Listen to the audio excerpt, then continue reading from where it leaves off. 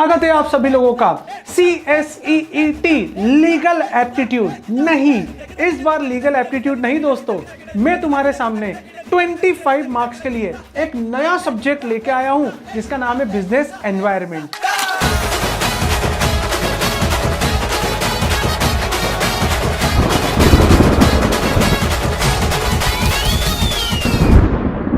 काफी सारे बच्चों को खुशी हो रही है कि हाँ सर, लीगल एप्टीट्यूड पढ़ने के बाद हम लोगों को बहुत क्रेज था कि हम लोग फटाफट से बिजनेस एनवायरनमेंट भी पढ़ेंगे और बिजनेस एनवायरनमेंट को भी ठीक उसी तरीके से, जिस तरीके से जितने आसान मैनर में, जितने इजी मैनर में हम लोगों ने लीगल एप्टीट्यूड को समझा, उसके कॉन्सेप्ट की बारीकियां सीखी, उतने ही प्रॉपर मैनर में हम लोग बिजनेस एनवायरनमेंट भी पढ़ना चाहते हैं। तो बच्चों, आपका वेट यहां पर खत्म होता है एंड तुम्हारे लिए एक सबसे अच्छी चीज ये बता देता हूं कि 25 मार्क्स के लिए तुमको इस बिजनेस एनवायरनमेंट के पोर्शन में केवल और केवल 3 चैप्टर पढ़ना रहेंगे और ये 3 चैप्टर बहुत इंटरेस्टिंग है, काफी सारा लिंक है और लिंक के साथ साथ में थोड़ा बहुत डेटा भी है। उन डेटा पे आप लोगों को मेहनत करनी पड़ेगी। बट मजे की बात ये भाई कि 3 चैप्टर 25 मार्क्स पूरे CSET के सिलेबस में ऐसा कोई सब्जेक्ट नहीं मिलेगा तुम लोगों को जहां पर less effort and more marks तुम लोगों को वहां पर गेन होने वाले हैं।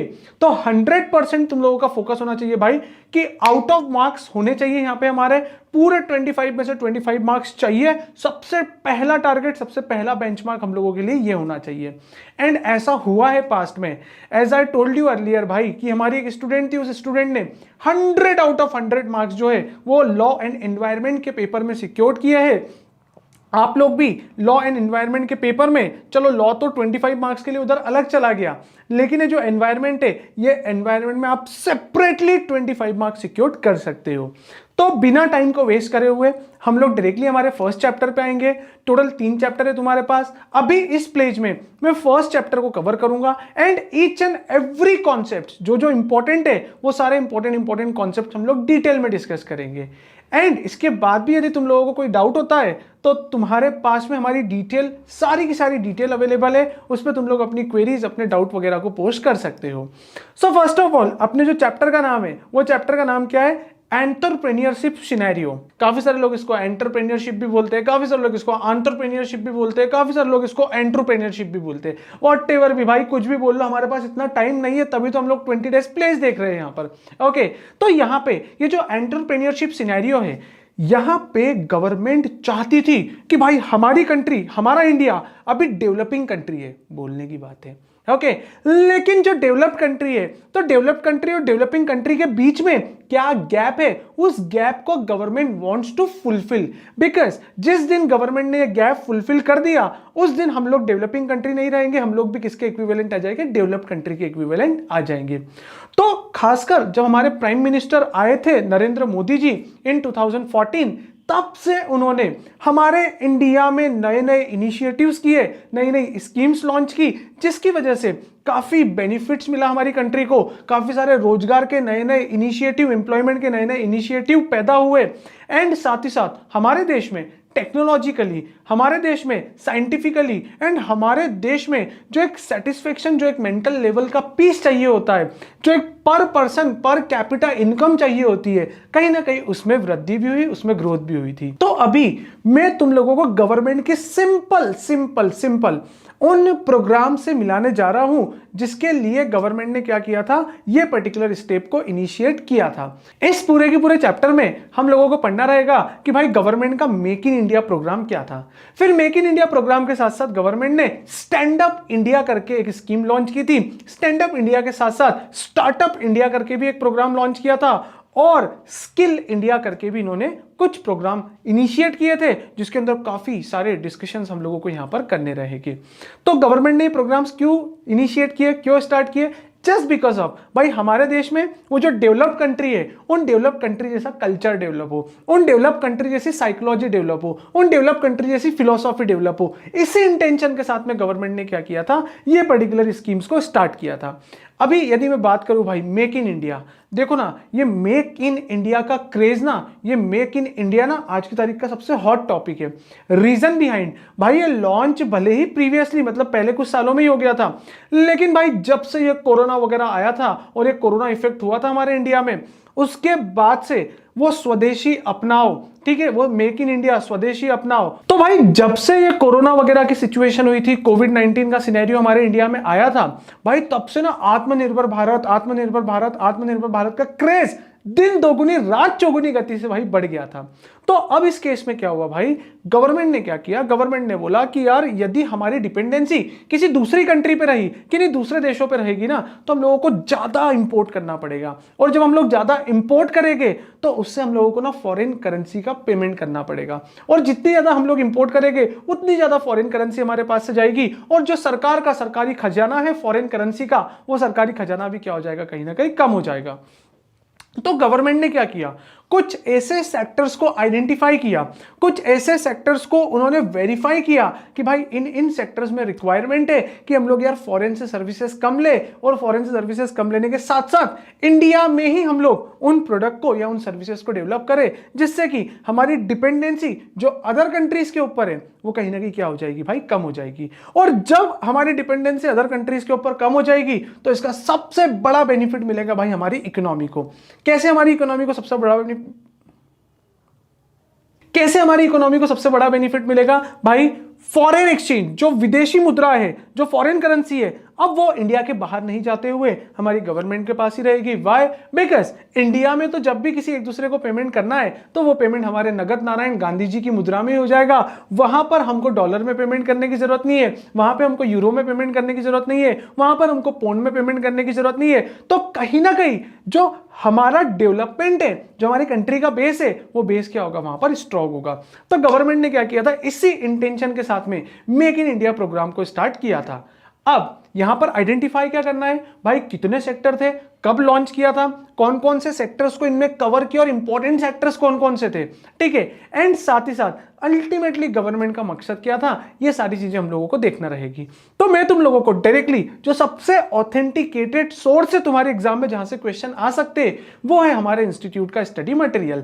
तो एक बार हम लोग हमारे स्टडी मटेरियल पे चलेंगे, स्टडी मटेरियल पे जाके देखते हैं कि अल्टीमेटली गवर्नमेंट ने इस मेक इन इंडिया वाले कॉन्सेप्ट में क्या क्या बताया था। तो देख सकते हो आप लोग आपकी स्क्रीन पे, सबसे पहला जो हेडिंग है आपके पास में, वो हेडिंग से हम लोगों के काफी सारे इरादे क्लियर हो जाते हैं। लाइक यहां पे क्या बोला है, government initiative to foster entrepreneurship.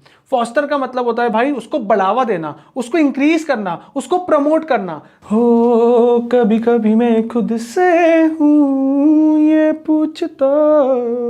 तो हम लोग यहां पे देखते हैं कि मेक इन इंडिया प्रोग्राम में गवर्नमेंट ने क्या क्या प्रपोजल रखे थे, कैसे उसको अचीव करना है, और कौन कौन सी बेसिक इंडस्ट्रीज को यहां पर इन लोगों ने टारगेट किया था। तो देखिए साहब, सबसे पहले इन्होंने क्या बोला है, मेक इन इंडिया। और मेक इन इंडिया का मतलब क्या था कि भाई हमारे देश का बिजनेस आज पूरे ग्लोब पे ट्रेड होना चाहिए। मतलब भाई ये संसार एक आंगन सा है। अरे यार बात को समझ लो यार, तुम लोग बोलते थे ना इंग्लिश में, ऐसा बोलते थे ना तुम लोग, क्या कि the world is a global village, ऐसा करके बोलते थे ना। तो भाई हमको हमारी मैडम ने ऐसा सिखाया था, हम लोग हिंदी मीडियम वाले स्टूडेंट थे, ठीक है, हम लोग हिंदी मीडियम वाले विद्यार्थी थे, हमको ऐसा बोलना सिखाया था। बोले संसार एक आंगन सा है। सर ये संसार एक आंगन सा है आपने कहाँ पे पढ़ा? हम लोग ना क्लास 4th में एक निबंध लिखते थे, निबंध मतलब ऐसे लिखते थे। उस ऐसे को, उस निबंध को हिंदी में बोला जाता था विज्ञान के चमत्कार। तो जो विज्ञान के चमत्कार हम लोग निबंध लिखते थे, वहां पे ऐसा बोला करते थे कि बोले संसार एक आंगन सा है भाई, there is no trade barriers. मतलब आज यदि मैं कोई पर्टिकुलर प्रोडक्ट हमारे इंडिया में बना रहा हूं, इंडिया में मैन्युफैक्चर कर रहा हूं, तो मैं उसको युगांडा भी सेल कर सकता हूं, मैं उसको केनिया भी सेल कर सकता हूं, मैं उसको जिम्बाब्वे भी सेल कर सकता हूं, मैं उसको अमेरिका भी सेल कर सकता हूं, सब्जेक्ट टू कंडीशन उसकी डिमांड होनी चाहिए। तो भाई ये जो मेक इन इंडिया है, इस मेक इन इंडिया का जो सबसे मेन इंटेंशन था गवर्नमेंट का, वो इंटेंशन ये था भाई कि हमारी जो इंडस्ट्री है वो सबसे पहले डिपेंडेंट होना चाहिए हमारे इंडियन प्रोडक्ट्स पे। और जब हमारे इंडियन प्रोडक्ट्स पे वो डिपेंडेंट है, तो हमारी डोमेस्टिक इंडस्ट्री, हमारे डोमेस्टिक लोगों को, हमारे घरेलू लोगों को वो प्रोडक्ट सप्लाई करने के साथ साथ ऐसा एडिशनल मैन्युफैक्चरिंग करे भाई कि वो क्या कर सकता है, उसको एक्सपोर्ट भी कर सकता है। तो देखो इसीलिए हमारे प्राइम मिनिस्टर मोदी जी ने सितंबर 2014 में, यह ध्यान रखना इसके ऊपर एग्जाम में क्वेश्चन बन सकता है, प्राइम मिनिस्टर नरेंद्र मोदी जी ने सितंबर 2014 में एक मेक इन इंडिया करके एक कॉन्सेप्ट इंट्रोड्यूस किया। तो भाई यहां पे कुछ पर्टिकुलर इंडस्ट्रीज को कवर किया गया। कौन कौन सी पर्टिकुलर इंडस्ट्रीज थी, हम लोग 1 on 1 बेसिस पे देखते हैं। सबसे पहले ऑटोमोबाइल इंडस्ट्री थी, केमिकल इंडस्ट्री थी, information technology, pharmaceutical, textiles, aviation. तो नेक्स्ट जो इंडस्ट्री है यहाँ पे वो है एविएशन इंडस्ट्री। एविएशन इंडस्ट्री मतलब ये जो भी एयरलाइंस वगैरह, ये जो भी फ्लाइट्स वगैरह, ये जो भी एयरपोर्ट वगैरह से रिलेटेड इंडस्ट्रीज होती है, इन इंडस्ट्रीज को हम लोग कौन सी इंडस्ट्रीज बोलते हैं? एविएशन इंडस्ट्रीज बोलते हैं। उसके बाद में leather, tourism, hospitality, wellness, railway और इंफ्रास्ट्रक्चर से रिलेटेड जो भी मैन्युफैक्चरर या सर्विस प्रोवाइडर, उन सबको क्या किया गया? यहाँ पे कवर किया गया। मेन एजेंडा क्या था भाई? मेन एजेंडा ये था कि हम लोग रेदर देन फॉरेन में जाके कोई गुड्स या सर्विसेज अक्वायर करने के, भाई फॉरेनर हमारे इंडिया में आए और हमारे इन बिजनेसेस में क्या करे? वो इन्वेस्ट करे।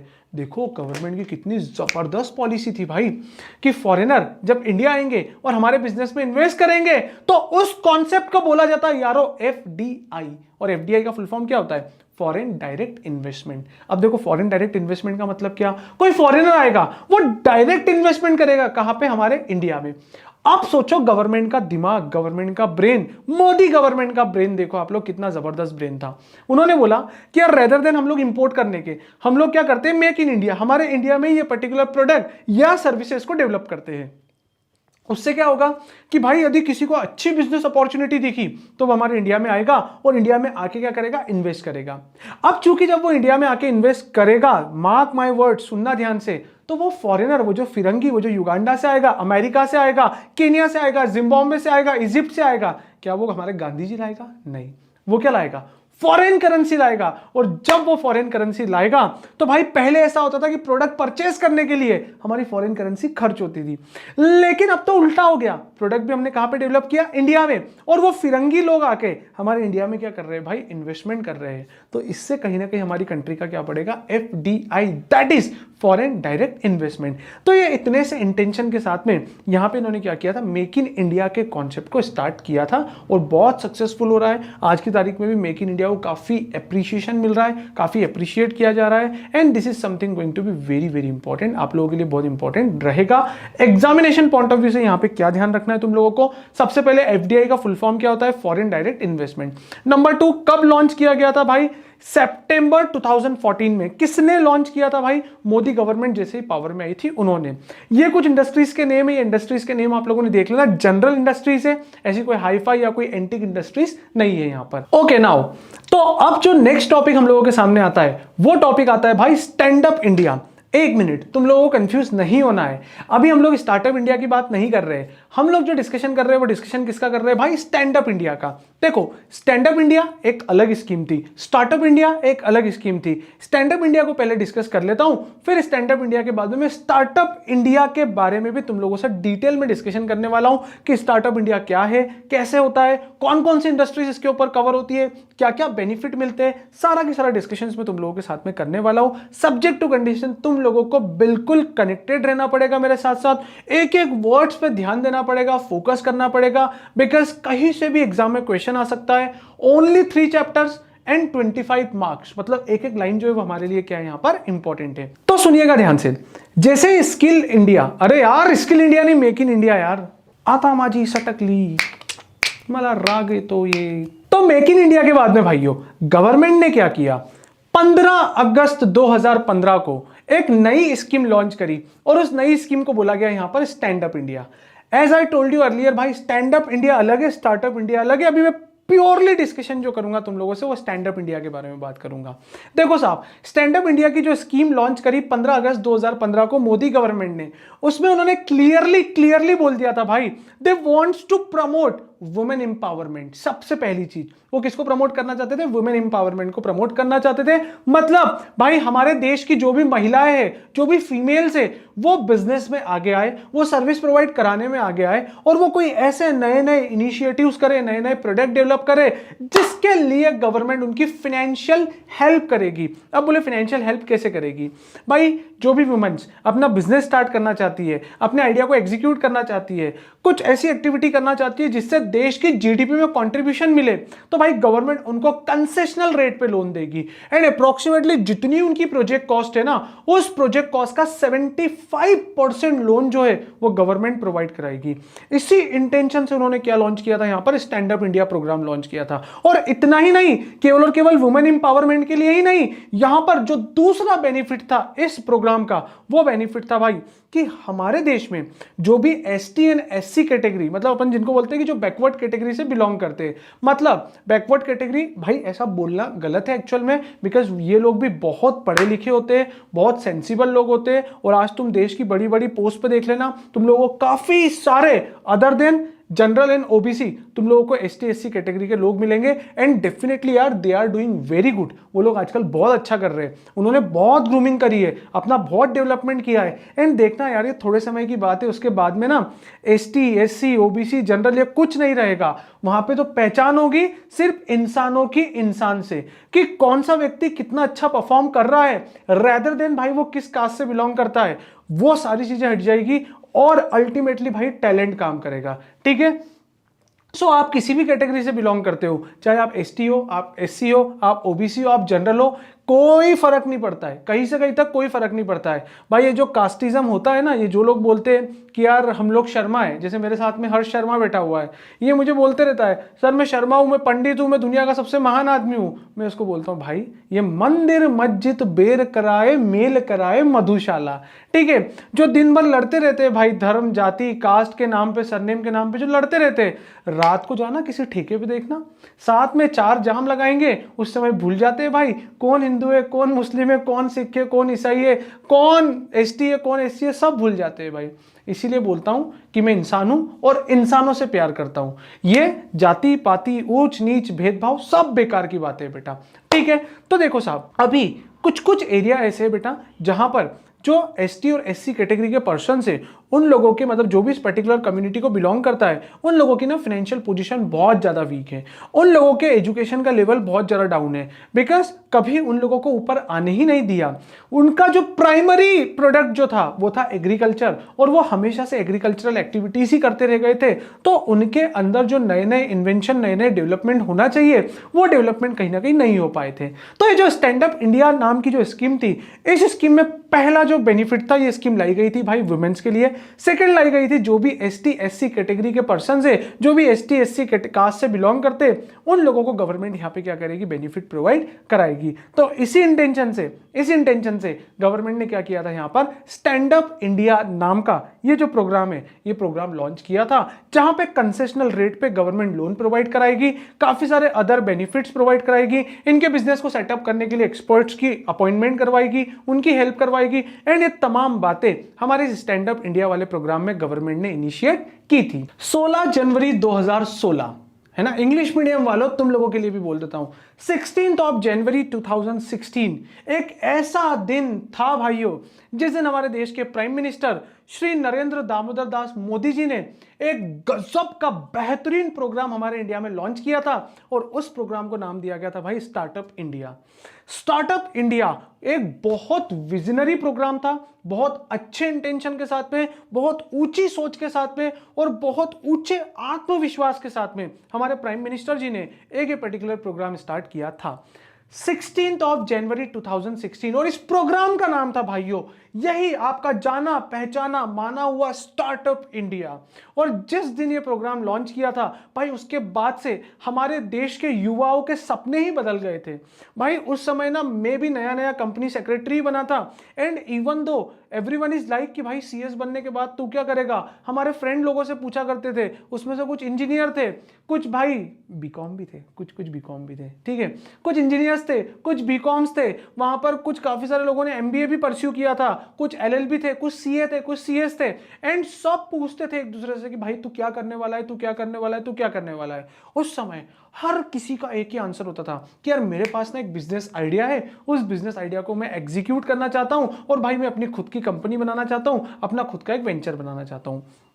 तो सुनना ध्यान से, ये सारी इंस्पिरेशन हम लोगों को कहां से मिली थी, ये सारी इंस्पिरेशन मिली थी हम लोगों को स्टार्टअप इंडिया नाम का जो ये प्रोग्राम लॉन्च हुआ था। इस स्टार्टअप इंडिया नामक प्रोग्राम से हम सभी यंगस्टर्स को, उस समय, आज भी यंगस्टर्स ही हूं लेकिन उस समय ज्यादा यंग था, ठीक है, हम सारे यंगस्टर्स को उस समय इंस्पिरेशन मिली थी। एंड यू नो व्हाट, उस समय काफी सारे ऐसे स्टार्टअप्स आए थे जिनका मार्केट में ना एक तरीके से हो हवा बना था, लाइक फ्लिपकार्ट, ह्यूज फिनोमिनल, एक फ्री चार्ज करके आया था, ओला आया था, उबर आया था, ठीक है, मिंत्रा आए थे, फिर उसके बाद में काफी सारे ऐसे स्टार्टअप्स आए थे भाई जिसमें काफी सारे लोगों ने इन्वेस्टमेंट किया था। कहा वो जो फाउंडर मेंबर थे वो फर्श पे थे और फर्श से अर्श पे पहुंच गए। अरे मतलब कहा वो बॉटम पे थे और बॉटम से कहा सेवंथ स्काई पे पहुंच गए भाई।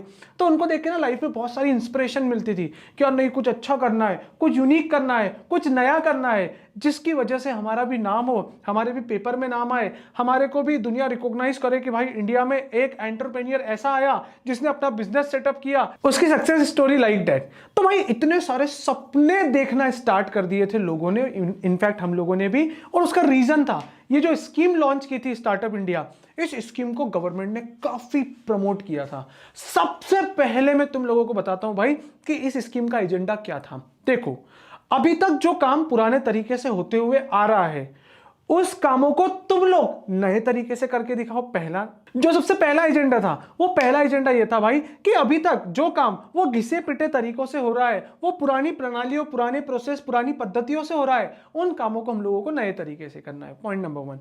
पॉइंट नंबर 2 ये था कि भाई कोई ऐसा नया इन्वेंशन करो, कोई नया प्रोडक्ट डेवलप करो जिसकी वजह से हमारे कंट्री की जो लिविंग स्टैंडर्ड है, जो लाइफ स्टाइल है, वो कहीं ना कहीं क्या हो जाए भाई, ईजी हो जाए। तो भाई अल्टीमेटली गवर्नमेंट चाहती थी इनिशिएटिव, और गवर्नमेंट ने बोला कि जो भी व्यक्ति, जो भी इंसान या जो भी कंपनी, जो भी एंटिटी कोई नया इनिशिएटिव करती है या जो एग्जिस्टिंग प्रोसेस को मॉडिफाई करके नए प्रोसेस में कन्वर्ट करती है, यूनिक प्रोसेस में कन्वर्ट करती है, तो भाई हम लोग उसको स्टार्टअप इंडिया प्रोग्राम में इंक्लूड करेंगे। स्टार्टअप इंडिया प्रोग्राम में इंक्लूड होने से आप लोगों को काफी सारे बेनिफिट्स मिलेंगे। और ये बेनिफिट्स कौन कौन से थे? सबसे पहला जो बेनिफिट होता है वो होता है financial benefit. Sir financial benefit कैसे? तुम लोगों को कंसेशनल रेट पे लोन मिल जाएगा। जो भी गवर्नमेंट की फीस वगैरह होती है, जो भी पेटेंट वगैरह करवाने के खर्चे होते हैं, उन खर्चों में से भी काफी सारे खर्चे को गवर्नमेंट क्या कर देगी, वहां पे वेव ऑफ कर देगी। टैक्स बेनिफिट मिलेगा भाई। यदि तुम नॉर्मल बिजनेस करते तो तुमको तुम्हारी इनकम पे टैक्स पे करना पड़ता, लेकिन यहां पर तुम लोगों को टैक्स हॉलीडे दिया गया है 7 ईयर्स का, 10 ईयर्स का, 5 ईयर्स का, एज पर दी सर्कमस्टांसेस तुम लोगों को कोई भी टैक्स पे करने की जरूरत नहीं है। उसी के साथ साथ तुम लोग यहां पर देख सकते हो कि भाई यहां पर रजिस्ट्रेशन बेनिफिट है, लाइक फॉर अदर कंपनीज। एक बहुत बड़ी प्रोसेस होती है रजिस्ट्रेशन की, बहुत सारे आपको डॉक्यूमेंट्स, बहुत सारा प्रोसीजर फॉलो करना पड़ता है। यहां पर इस टाइप से कोई भी प्रोसीजर वगैरह फॉलो करने की जरूरत नहीं है। सिंगल विंडो क्लियरेंस सिस्टम से आपके सारे के सारे काम यहां पर हो जाते हैं।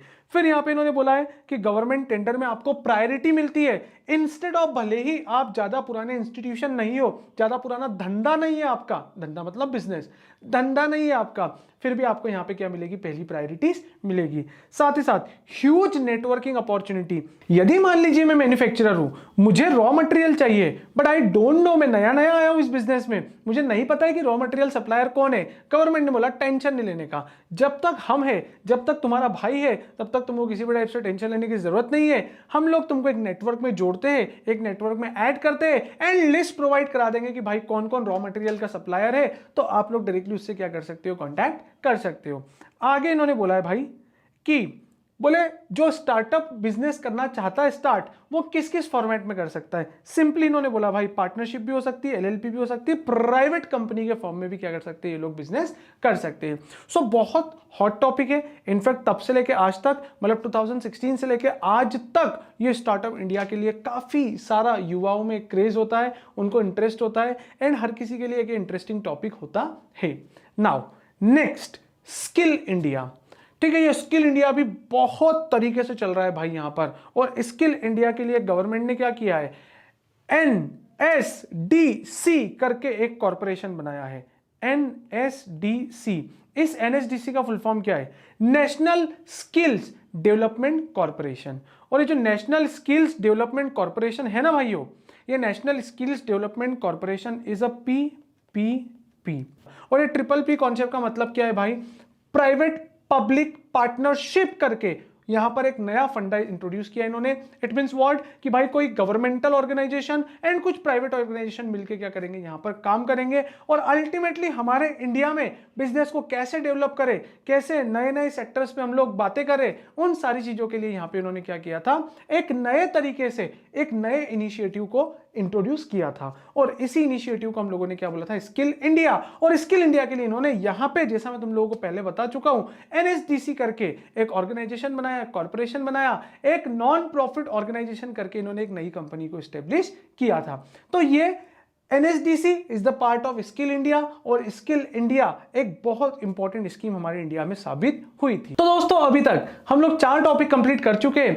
सबसे पहला टॉपिक था भाई मेक इन इंडिया, उसके बाद में जो नेक्स्ट टॉपिक था वो था स्टैंड अप इंडिया, फिर हमारे पास में जो टॉपिक था वो था startup India, and then last में जो टॉपिक अभी रिसेंटली हम लोगों ने कंप्लीट किया है वो टॉपिक है हमारे पास में स्किल इंडिया। नाउ अब 2 थ्योरेटिकल टॉपिक है जिसको हम लोगों को डिस्कस करना है, एंड आफ्टर दैट हमारा ये जो चैप्टर है ये चैप्टर कंप्लीट हो जाएगा।